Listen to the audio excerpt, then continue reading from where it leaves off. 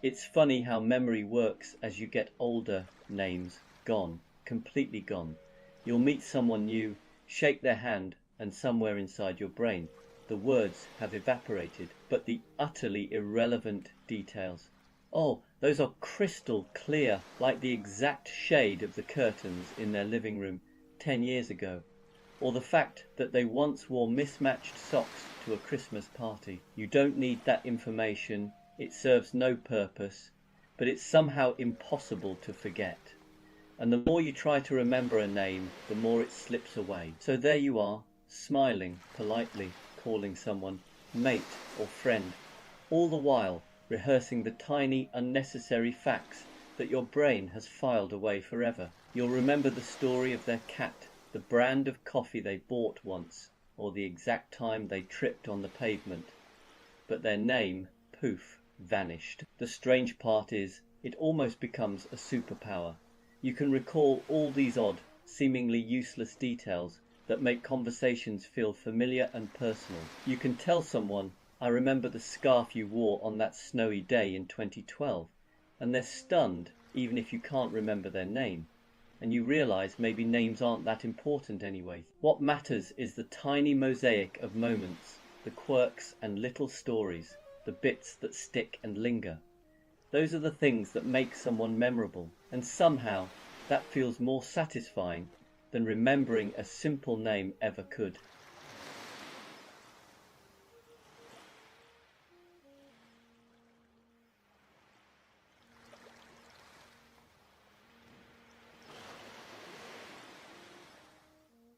Do you catch yourself overthinking the simplest things? You start out with something tiny, choosing a sandwich, replying to a message, deciding whether to leave the house now or in 5 minutes.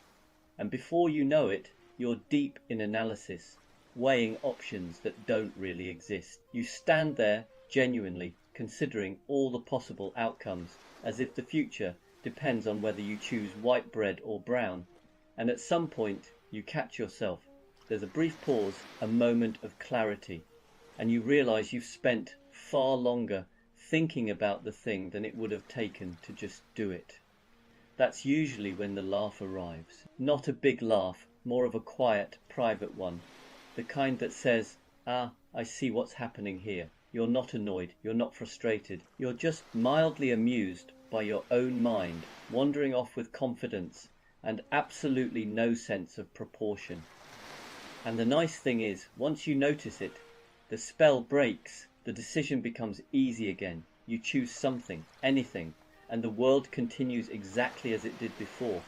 Nothing collapses, no one complains, the moment passes. So when you catch yourself overthinking the small stuff, it's worth smiling at it, because that little laugh isn't giving up, it's understanding. And sometimes that's all you really need to move on, quietly and comfortably, with the day unfolding just fine.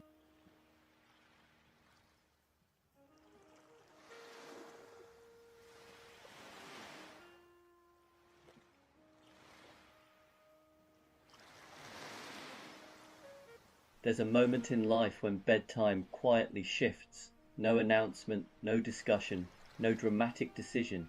It just happens earlier than you expect. One day you're someone who stays up late because you can, and the next you're glancing at the clock and thinking, well, that's probably enough for today. What's interesting is how reasonable it feels.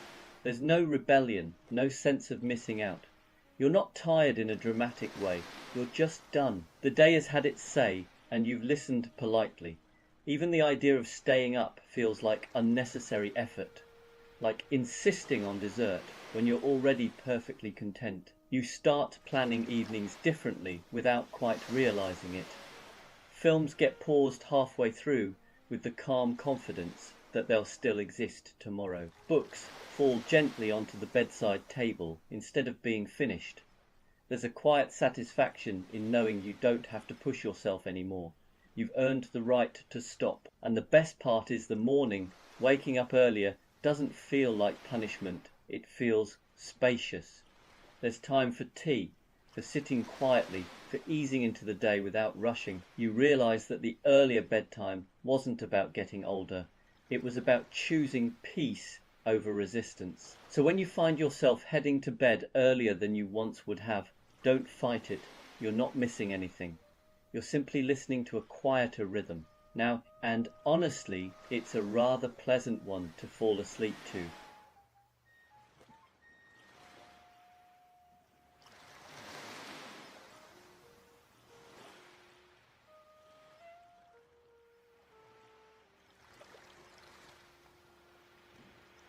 There's a quiet moment that sneaks up on you at some point in life, when you realize you've picked something up again that you once put down for good, a hobby, something you were absolutely certain you'd outgrown, not abandoned temporarily, finished with.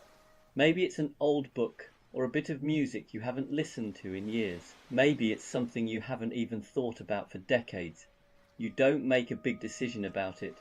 You just find yourself doing it, almost by accident, and wondering why you ever stopped. What's different now is the pace.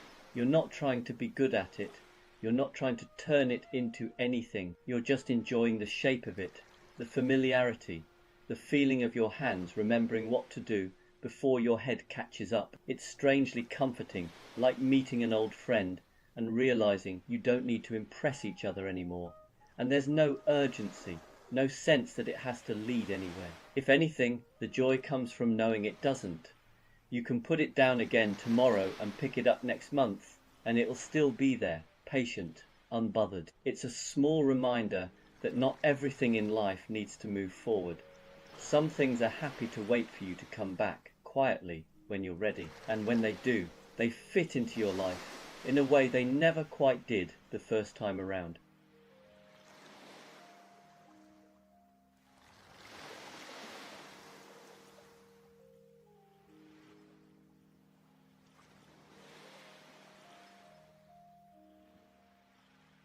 Weekends used to arrive with a bit of drama. There was anticipation, plans, a sense that something had to happen. At some point, though, the rhythm changes quietly, without announcement, and weekends become something else entirely. You still notice Friday, of course, but instead of excitement, it's more like relief, a gentle exhale. The weekend isn't a blank canvas anymore. It's a softer version of the week, familiar, predictable, comforting. Saturday mornings arrive earlier than they used to, often without effort. You wake up naturally sometimes before the alarm, and there's a brief moment of confusion before you remember there's nowhere you have to be, and somehow that's better than sleeping in ever was. You find yourself doing small, unremarkable things, a bit of tidying, a slow cup of tea, maybe a walk that has no real destination. There's no rush to make the most of it. The enjoyment is quieter now, tucked into the spaces between tasks, and then Sunday comes along carrying that familiar feeling that used to mean dread. But even that softens with time. It becomes more about easing into the week than resisting it. You prepare gently, you put things in their place, you wind down without fighting the clock. Nothing about weekends is worse. They're just different, less loud, less ambitious, more forgiving. And somewhere along the way, you realize this new rhythm suits you perfectly. It's not about escaping life anymore. It's about settling comfortably into it.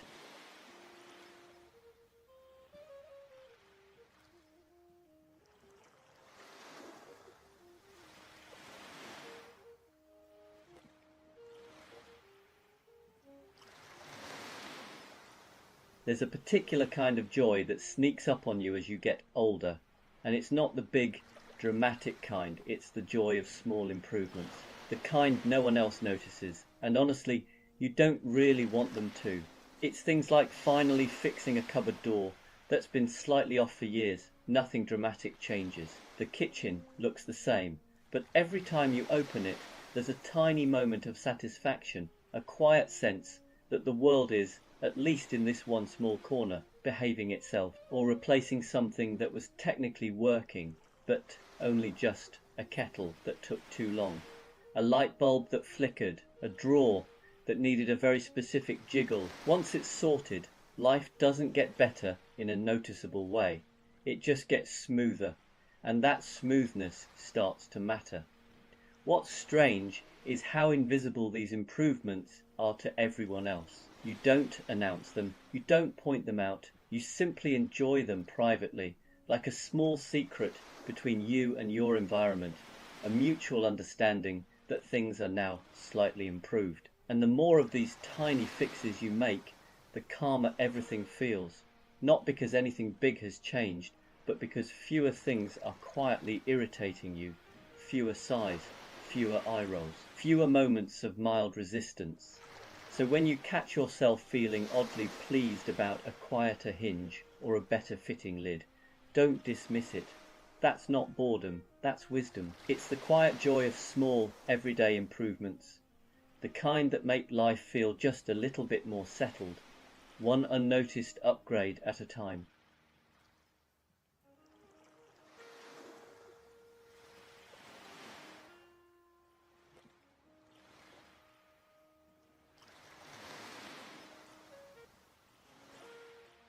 So there's this thing that happens when you get a bit older.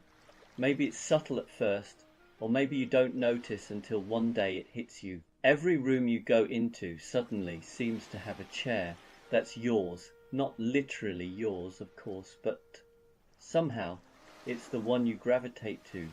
You walk into the living room, and there it is. The cushions are slightly too soft, the angle of the backrest just right.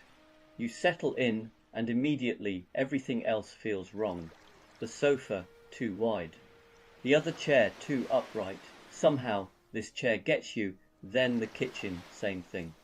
There's a seat that calls to you, maybe by the window or near the radiator. You don't choose it consciously, you just end up there, day after day.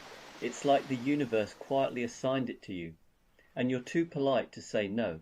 The funny part is, no one else notices. Friends sit down, shrug, shuffle uncomfortably, but the chair remains your chair. You try sitting somewhere else just for a change. It's okay for a minute or two, but eventually you're back in the chair that fits your body, your rhythm, your slightly creaky knees. And the real kicker, you start noticing it everywhere. When you visit your parents, the same chair phenomenon exists. Hotels, pubs, even friends' houses. There's always one chair that somehow makes sense. It's not a big deal, but somehow it's comforting, familiar, like a little anchor in a world that's otherwise constantly changing. So next time you settle into a chair and sigh without really thinking about it, know this: you've officially discovered one of middle age's most understated joys. Your chair has chosen you, and really, that's not too bad at all.